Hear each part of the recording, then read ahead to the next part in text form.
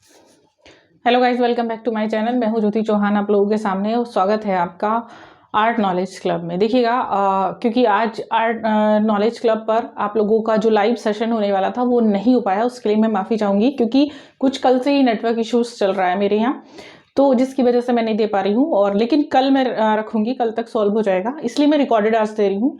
तो जो test paper हम लोग कर रहे थे, यानी जो यूपी टीजीटी या फिर मैं कहूँगी कि हर किसी एग्जाम के लिए इंपॉर्टेंट होने वाले जो मॉक टेस्ट को हम लोग कर रहे थे, तो मॉक टेस्ट की जो दूसरी क्लास है आज, उसको मैं वहीं से कंटिन्यू कर रही हूँ। तो आप लोग इसको देख लीजिएगा जब भी आप लोगों को ये वीडियो मिलेगा, ठीक है। तो शुरू करते हैं। सबसे पहला क्वेश्चन है यहाँ पर, संगीत से संबंधित चित्रों को क्या कहते हैं। तो देखिएगा, मैंने आपको बताया था कि संगीत से संबंधित जो चित्र हैं, यानी वो किसके अंतर्गत आ जाते हैं, रागमाला, सॉरी कलर चेंज कर लेते हैं, किसके अंतर्गत आते हैं, रागमाला, लघु चित्र, सभी चित्र या पिछवाई चित्र।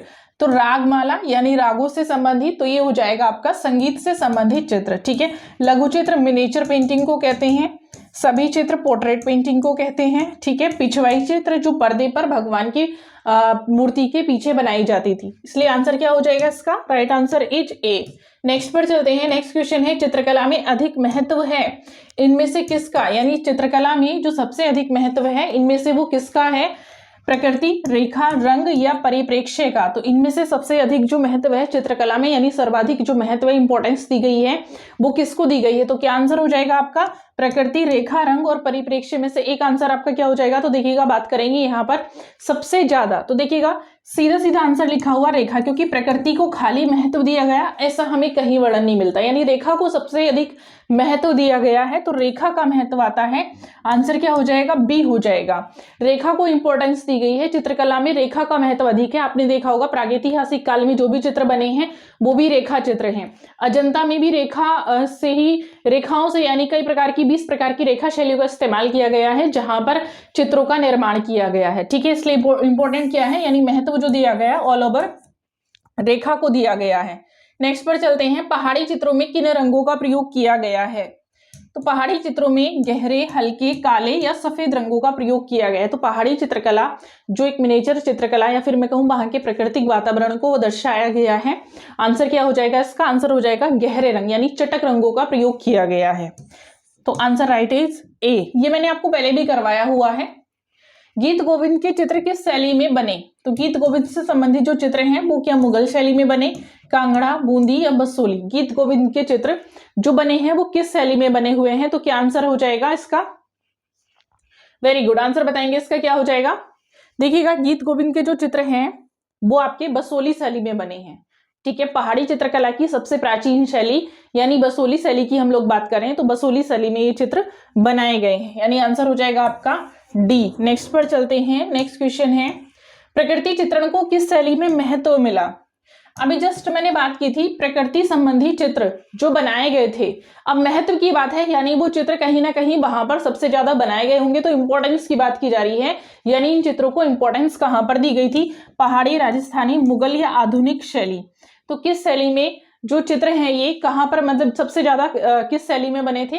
तो जस्ट मैंने अभी जब बात की थी, पीछे जो क्वेश्चन आया था कि पहाड़ी शैली में किस प्रकार के जो है रंग किए गए थे, तो पहाड़ी शैली में प्रकृति संबंधी चित्रों पर अधिक फोकस किया गया था, क्योंकि जहां से हम लोग पढ़ते हैं ना, पहाड़ी और राजस्थानी शैली में जब बात आती है कंपेयर की, कि सर्वाधिक इन दोनों में कंपैरिजन कैसे करेंगे, क्योंकि दोनों के ही राजा हिंदू थे और राजपूत राजा थे, दोनों में ही सबसे ज्यादा आप देख सकते हैं राधा कृष्ण से संबंधित चित्रों को बनाया गया। तो यहाँ पर आंसर क्या हो जाएगा आपका, पहाड़ी, ठीक है। पहाड़ी में ज्यादातर जो चित्र चित्रित किए गए वो प्रकृति से संबंधित है, वहां की प्रकृति जितनी भी हरी भरी थी, जिस तरह की प्रकृति थी, दृश्य थे वहां के, उन दृश्यों को यहाँ पर चित्रित किया गया था। तो answer right is a. Next पर चलते हैं, हमजानामा के चित्र किसके समय में बनाए गए थे, शाहजहां, जहांगीर या अकबर के समय बनाए गए या फिर औरंगजेब के समय बनाए गए। तो हमजानामा ग्रंथ जो चित्रण है वो बहुत इंपॉर्टेंट है, इससे क्वेश्चन आता है आपका, काफी आता है। तो जैसे आप बात करते हैं कि हमजानामा की अगर हम लोग बात करें तो साहित्य से संबंधित भी है और चित्रण भी हुआ था। यहाँ पर क्या पूछा है, चित्र पूछे गए हैं, लेखन कार्य यानी साहित्य और साथ साथ चित्रों का भी निर्माण हुआ। तो हमजानामा की शुरुआत तो हुमायूं के समय से ही हो चुकी थी, लेकिन हुमायूं के समय के हमें प्रमाण नहीं मिलते हैं। प्रमाण किसके समय के जाके मिलते हैं? हमें अकबर के समय के जाके मिलते हैं। तो हमजानामा का जो कार्यभार है वो 2 व्यक्तियों को सौंपा गया था, अब्दुस समद और मीर सैयद अली, और ये कार्यभार हुमायूं ने सौंपा था। ठीक है, आंसर हो जाएगा इसका सी। नेक्स्ट पर चलते हैं, सभी चित्रों को किसके समय में महत्व मिला था? ये क्वेश्चन शायद मैंने कल भी कराया था, कल की क्लास में भी। तो सभी चित्र यानी पोर्ट्रेट की बात की जा रही है, पोर्ट्रेट जो चित्र थे मुगल काल की बात की जा रही है। देखिए मुगल काल काफी इंपॉर्टेंट है। मुगल काल में जो जहांगीर के समय में सभी चित्रों को इंपॉर्टेंस दी गई, अकबर के, शाहजहां के या औरंगजेब के समय में इंपॉर्टेंस दी गई। तो देखिएगा सबसे ज्यादा अगर बात करें तो चित्रों को महत्व की बात की जा रही है। अब इसमें हमेशा मैं देखती हूँ आप लोग कंफ्यूज हो जाते हैं इस प्रश्न को लेकर, और मैं हमेशा एक ही चीज समझाती हूँ, क्वांटिटी और क्वालिटी दोनों पर ध्यान दीजिएगा। क्वांटिटी पर जाएंगे तो अकबर, क्वालिटी पर जाएंगे तो जहांगीर आ जाएगा। ठीक है, अब यहां पर क्या बात की जा रही है? महत्व की बात की जा रही है, यानी इंपॉर्टेंस की बात की जा रही है। क्वालिटी क्वांटिटी यहां कुछ नहीं पूछा गया।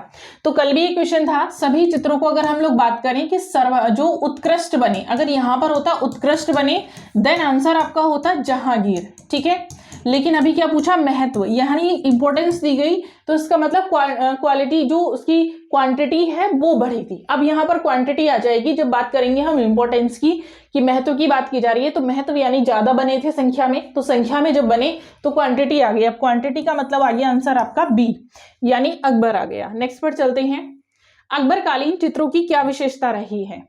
तो अकबर के समय आप लोगों ने भी देखा किस प्रकार के चित्र बने थे, दरबारी चित्रण थे, पशु पक्षी थे, नायक नायिका, प्रकृति चित्रण। अकबर के समय ज्यादातर चीजों की शुरुआत की गई थी, जैसे स्थिर चित्रण, भित्ति चित्रण, बहुत सारे सभी चित्रण की शुरुआत की गई थी। तो इस तरह से अकबर ने काफी सारी चित्र रचना की शुरुआत की थी। सबसे पहले अगर हम लोग बात करें कि अकबर के समय जो विशेषता रही है चित्रों की, तो वो क्या रहेगा आपका आंसर? दरबारी चित्रण अधिक हुआ है। ठीक है, मेन। नेक्स्ट पर चलते हैं, मुगल चित्रकला का क्या नाम था? बसावन, मोलाराम, राजा रवि वर्मा या अमृता शेरगिल? मुगल मुगल चित्रकार पूछा है, यानी इनमें से मुगल आर्टिस्ट कौन है? तो ये जो क्वेश्चन है आप लोगों का, थोड़ा सा मैं कहूंगी आप लोगों को डाउटफुल लग सकता है। अब देखिएगा यहां से 4 ऑप्शन आप लोगों के सामने हैं। अब इन 4 ऑप्शन में यानी पहले दिया हुआ बसावन, मोलाराम, राजा रवि वर्मा, अमृता शेरगिल, तो डाउट तो इसमें ज्यादा कुछ नहीं है। जैसे आप देख सकते हैं अमृता शेरगिल आधुनिक महिला चित्रकार रही हैं, राजा रवि वर्मा भी आधुनिक और तैल चित्रकला के लिए जाने जाते हैं, पौराणिक ग्रंथों के लिए जाने जाते हैं। मोलाराम क्योंकि पहाड़ी चित्रकला से संबंधित आ जाएगा यहाँ पर। ठीक है, क्या आ जाएगा? पहाड़ी चित्रकला में। और यहाँ पर अगर हम लोग बात करें दूसरा जो है बसावन की बात कर रहे हैं, तो बसावन जो है अकबर के समय का प्रसिद्ध चित्रकार था, दरबारी चित्रकार था, ज्यादातर मुखाकृति चित्रण की अगर हम लोग बात करें कि अकबर के समय का महान चित्रकार था, और इसने अकबरनामा में काम किया है। ठीक है, तो आंसर क्या हो जाएगा आपका? ए, यानी मुगल चित्रकार बसावन हो गया। नेक्स्ट क्वेश्चन है, किसके दरबार में अबुल हसन ने ईसाई विषय पर चित्र बनाए थे? क्वेश्चन बहुत इंपॉर्टेंट है, ऐसे भी आता है कि ईसाई विषय पर चित्र बनाए गए थे किसके द्वारा? तो अबुल हसन के द्वारा बनाए गए थे, किसके समय में बनाए गए थे? तो इससे 2-3 तरह के क्वेश्चन आपके जो है वो अलग अलग तरीके से आ जाते हैं। तो ये होता है जब आप क्वेश्चन कर रहे हैं तो उस क्वेश्चन में से 2-3 तरह के क्वेश्चन खुद को ही आपको कैसे निकालने हैं, तो वो आपको जब क्वेश्चन समझ में आ रहा है तो ऑलरेडी आप इस तरह की चीजों को निकाल सकते हैं। जहांगीर, अकबर, औरंगजेब, हुमायूं। अब जैसे मैंने बहुत सारी चीजें आपको क्लास में करवाई हैं कि जो चीजें हैं, यानी आप लोगों का अगर मैं बात करूं कि क्वांटिटी और क्वालिटी जैसे मैंने बताया, तो जैसे शुरुआत किसके समय हुई थी, तो इस तरह पर आप लोगों को ध्यान देना है। और स्पेशली यहाँ पर कुछ चीजें जो हैं जहांगीर के समय में जो है बनाई गई थी। ठीक है, जैसे पीछे आप देख सकते हैं वो प्रकाश निकालने की जो प्रथा थी, वो छोटे चित्रों को बनाने की प्रथा। और स्पेशली यहाँ पर हम बात करें तो अबुल हसन की बात की जा रही है, तो अबुल हसन किसके समय था? तो 2-3 तरह से यहाँ की क्वेश्चन का आंसर निकाल सकते हैं।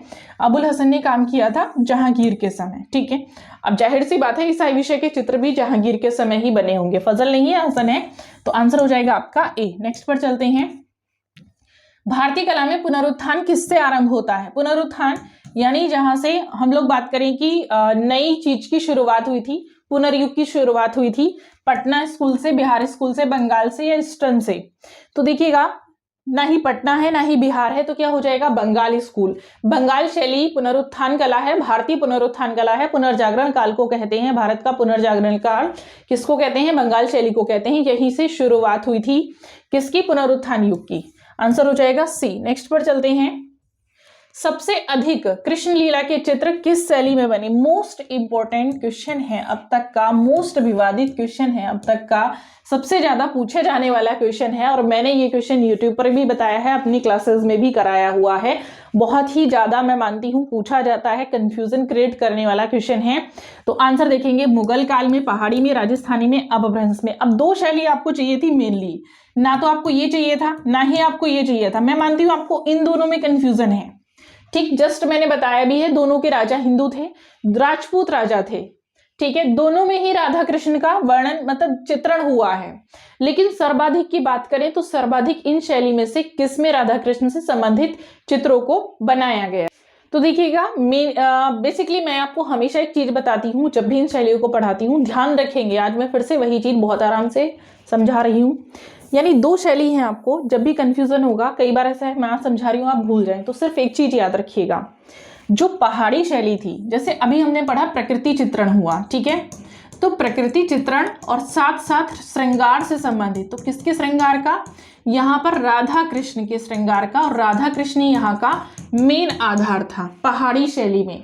अच्छा, राजस्थानी में क्या था? तो राजस्थानी में राजस्थान की संस्कृति को दर्शाया गया है, जैसे यहाँ की प्रसिद्ध कथा रही है ढोला मारू, यहाँ का प्रसिद्ध चित्रण रहा है, ठीक है। ग्रंथ चित्रण भी रहा है, लेकिन जैसे भागवत से संबंधित, पालम भागवत से संबंधित चित्रों को यहाँ पर बनाया गया है, ठीक है। तो ये चीज आप लोगों को ध्यान रखना, यानी राजस्थान की जो संस्कृति थी, तो राजस्थानी शैली में राजस्थान की संस्कृति पर अधिक फोकस किया गया, वहां की जो पौराणिक कथाएं थी, पारंपरिक कथाएं थी, उन कथाओं को चित्रित किया गया है ज्यादा, ना कि यहाँ पर राधा कृष्ण का बहुत ज्यादा वर्णन हुआ। चित्रण हुआ है राधा कृष्ण का, बट उतना नहीं हुआ जितना कि पहाड़ी शैली में हुआ। पहाड़ी शैली में जो एक परिदृश्य, या फिर मैं कहूं पहाड़ी शैली में जो एक दृश्य चित्रित किया गया है, तो प्रकृति और श्रृंगार, और साथ साथ ही किसका श्रृंगार की बात की जा रही थी? श्रृंगार से संबंधित, रागमाला से संबंधित, इस तरह के दृश्यों को राधा कृष्ण से संबंधित, राधा कृष्ण को आधार बनाकर ही किया गया है, उन्हीं का चित्रण किया गया सर्वाधिक, ठीक है। नेक्स्ट पर चलते हैं, संसार चिन्ह के चित्र किस शैली में बनाए गए थे? मुगल शैली में, राजस्थानी शैली में, पहाड़ी शैली में, या कंपनी शैली में? संसार चिन्ह के चित्रों को किस शैली में बनाया गया है? तो देखिएगा, संसार चिन्ह के जो चित्र थे वो ज्यादातर जो बनाए गए हैं वो आपके किसमें बने हैं? पहाड़ी शैली में बने हैं, ठीक है। किसमें बने हैं? पहाड़ी शैली में बने, यानी आंसर आपका हो जाएगा सी। नेक्स्ट पर चलते हैं, न्यू बंगाल, न्यू यानी न्यू बंगाल शैली की स्थापना किसने की थी? तो न्यू बंगाल या नव बंगाल, इस तरह से आपको क्वेश्चन आता है, रविंद्रनाथ, अवनींद्रनाथ, गगनेंद्रनाथ या नंदलाल बोस। तो क्या आंसर हो जाना चाहिए आप लोगों का? Very good. देखिएगा, आंसर हो जाएगा इसका, यानी हम लोग कहते भी हैं नव बंगाल शैली या न्यू बंगाल शैली किसकी देन है? नंदलाल बोस की देन है। नंदलाल बोस ने बहुत सारे ऐसे कार्य किए थे जिसके कारण, यानी उसमें जो नए प्रयोग किए थे वो बंगाल शैली नंदलाल बोस की थी, ठीक है। नेक्स्ट पर चलते हैं, हरिपुरा कांग्रेस के पोस्टर को किसने चित्रित किया था? क्वेश्चन आया हुआ है कई बार, हर एग्जाम में आता है, नंदलाल बोस, जमनी राय, ए के हलदार या के हैबर। तो ये नंदलाल बोस के द्वारा चित्रित है, ठीक है। आंसर हो जाएगा 15th। नेक्स्ट पर चलते हैं, चित्रकला का कौन सा स्कूल राजस्थान का है? यानी राजस्थानी शैली इनमें से कौन सी है? कुल्लू, मालवा, बूंदी या मंडी?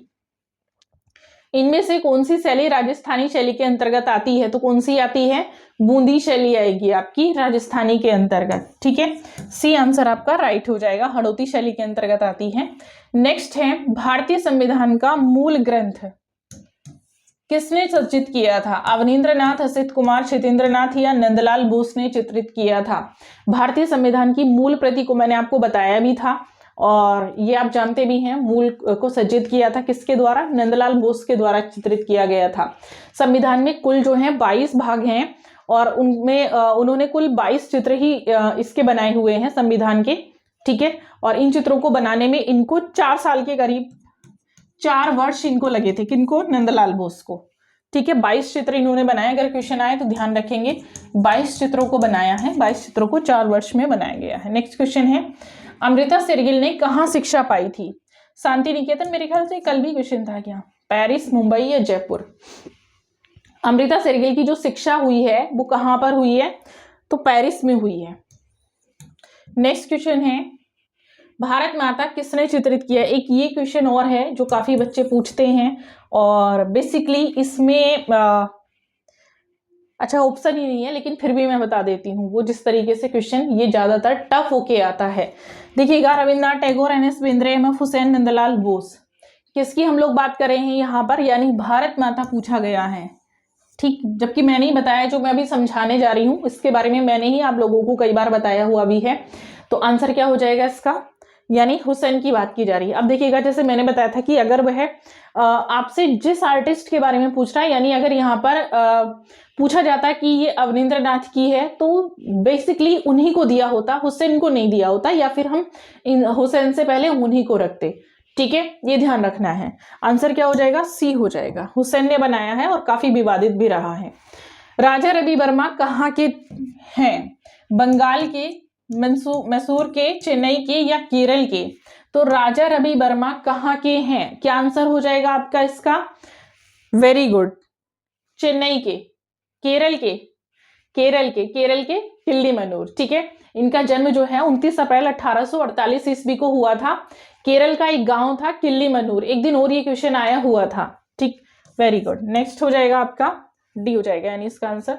चित्रों में चटक रंगों का प्रयोग किसके द्वारा किया गया था, इनमें से कौन सा आर्टिस्ट है जिसने अपने चित्रों में चटक रंगों का प्रयोग किया और वो चटक रंगों के लिए जाना भी जाता है। जैमिनी राय, अमृता शेरगिल, के हैबर या नंदलाल बोस। तो किसकी प्रसिद्धि चटक रंगों के लिए है, और मैंने बताया भी था लोक कलाकार। ठीक है, तो क्या आंसर हो जाएगा आपका, ए हो जाएगा, यानी चटक रंगों का जो प्रयोग है अपने चित्रों में वो जैमिनी राय ने किया था। Answer right is a. Next पर चलते हैं। नोबेल पुरस्कार किसे दिया गया, इनमें से जो नोबेल पुरस्कार दिया गया है वो किसको दिया गया, रविंद्रनाथ, जवाहरलाल नेहरू, वी शांतारामन या बाल गंगाधर तिलक को दिया गया है। तो राइट आंसर इज, अब देखिएगा, बाकी हमेशा एक चीज ध्यान रखेंगे, वैसे तो साहित्य से बहुत ही कम क्वेश्चन आता है, बट आता जरूर है, एक या दो क्वेश्चन आता ही है। लेकिन रविंद्रनाथ टैगोर एक ऐसे व्यक्ति हैं जो साहित्य से भी जुड़े हैं। ठीक है, संगीत से भी जुड़े हैं, आपके लेखक भी हैं और साथ साथ एक चित्रकार भी रहे, क्योंकि अंतिम पड़ाव पर आकर इन्होंने चित्रकला की शुरुआत की थी। तो यहाँ पर हम विश्वगुरु रविंद्रनाथ टैगोर की बात कर रहे हैं, यानी इनको नोबेल पुरस्कार से सम्मानित किया गया था। नेक्स्ट पर चलते हैं। नेक्स्ट है, लाल रंग किसका प्रतीक है। तो लाल रंग, ये क्वेश्चन भी आता है काफी रंगों से, क्योंकि रंग जो है अलग अलग प्रतीक, मैंने रंगों का नहीं रेखाओं के बारे में बताया आपको। रेखा जैसे रेखा शैलियां जो है वो किस तरह के भाव को प्रदर्शित करती हैं। तो रेखा शैलियों जो आप लोग देखते हैं कि अजंता में बनी हुई है, तो वो जितनी प्रकार की शैलियां की खड़ी जो रेखा है वो किस प्रकार का भाव व्यक्त करेगी, तो इस तरह का क्वेश्चन भी आता है। मैंने पीछे करवाए हुए भी हैं क्लासेस में आप लोगों को। और ये रंगों से संबंधित, रंग तो मेन है आपके, और इस बार तो आएगा ही आएगा, आपको पता ही है, वैसे भी हर साल आता ही है क्वेश्चन तो, और हर सब्जेक्ट से, मतलब हर टॉपिक से आपका एक दो क्वेश्चन तो आता ही है। घृणा, प्रेम, शांति, पराक्रम। तो लाल रंग जो है वो किसका प्रतीक होगा। अब घृणा का तो नहीं होगा ना, कि घृणा के लिए लाल रंग का इस्तेमाल करते हैं, ये होगा प्रेम का, रेड फूल आप इस्तेमाल करते हैं। ठीक है, वेरी गुड। नेक्स्ट पर चलते हैं। पिछवाई किसके लिए चित्रित की जाती है। अब पिछवाई को जस्ट मैंने पीछे भी बताया था जब ये क्वेश्चन आया था, नाम से ही पता चल रहा है पिछवाई, यानी पीछे से कोई संबंध है। तो भगवान, यहाँ पर आप देख सकते हैं, भगवान से संबंधित है, मंदिरों के लिए चित्रित की जाती थी, काफी डिमांड है इसकी, पर्दे पर चित्रित की जाती थी, मंदिरों के लिए, मिल गया एक वर्ड। ठीक है, मंदिरों के लिए चित्रित की जाती थी। तो भगवान कृष्ण, अब आपको पता ही है, जिस समय मैंने बताया था कि औरंगजेब के अत्याचारों से जो है तंग आकर लोग इधर उधर शरण में भाग रहे थे। अब वैसे ही यहाँ पर विष्णु की प्रतिमा थी, जो विष्णु उपासक थे वो इस प्रतिमा को लेकर इधर उधर शरण के लिए जा रहे थे, और सिंहड़ गांव में जब वो चले जाते हैं तो वहां पर ये जो है मूर्ति की स्थापना होती है, उनको नाथ द्वारा शैली के अंतर्गत आता है। ठीक है, चलिए नेक्स्ट पर चलते हैं। असंबद्ध क्या है, यानी इनमें से एक मिसमैच है, उसको बताना है। पहाड़ी शैली, राजस्थानी शैली, मुगल शैली या देवगढ़ शैली, इनमें से एक मिसमैच है। तो वो क्या मिसमैच रहेगा आप लोगों का, इसमें से आंसर बताना है। क्या आंसर हो जाएगा आपका, वेरी गुड। देखिएगा, वैसे तो इसमें जो है, जो ये पहाड़ी शैली है ये मेन शैली है, राजस्थानी शैली भी मेन शैली है, मुगल शैली भी मेन शैली है। ठीक है, अब ये जो है देवगढ़ शैली, ये एक उप शैली है, यानी अगर हम लोग बात करें तो ये शैलियां हैं। ठीक है, जितनी भी तीन दी हैं ये शैली है, मेन शैली है, प्रमुख शैली है। और ये उपशैली है किसकी? देवगढ़ है, राजस्थानी शैली की ही उपशैली है। तो ये डिफरेंट है। अब आप देख सकते हैं कितना डिटेल से क्वेश्चन दिया गया। अब आप सोच रहे होंगे ये भी शैली, ये भी शैली है। तो कई बार इस तरह के क्वेश्चन आ जाते हैं जिनका आंसर आपके पास ही होता है, आपको ही पता होता है, बस थोड़ी सी देर लगती है समझने में। तो आज का ये जो वीडियो है, ये आज की जो क्लास है, आपको पसंद आई होगी, क्योंकि मैं स्किप नहीं करना चाहती थी क्लास, इसलिए सिर्फ आप लोगों को रिकॉर्डेड दे रही हूँ। कल फिर से हम कंटिन्यू करेंगे 11 बजे, लाइव रेगुलर जुड़ेंगे। Thank you so much and bye bye.